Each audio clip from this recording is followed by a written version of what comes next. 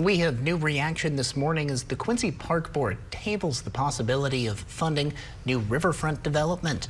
But the president says they could work with the group in other ways. Board members will consider Quincy Riverfront Development's proposal again at next month's meeting. The Adams County Board tabled that proposal.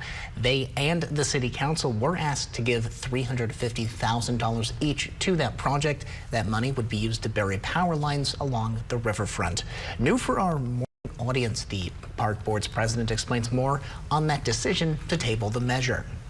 We did not agree to the $350,000, but we proposed some opportunities like gifting Clyde Adams Park to that group and continuing try to be a good partner. We feel like we can act as a good partner by saying, hey, timing wasn't right for some of these other projects, but timing could be right for this contribution. The Quincy Park Board will meet again Wednesday, November 8th.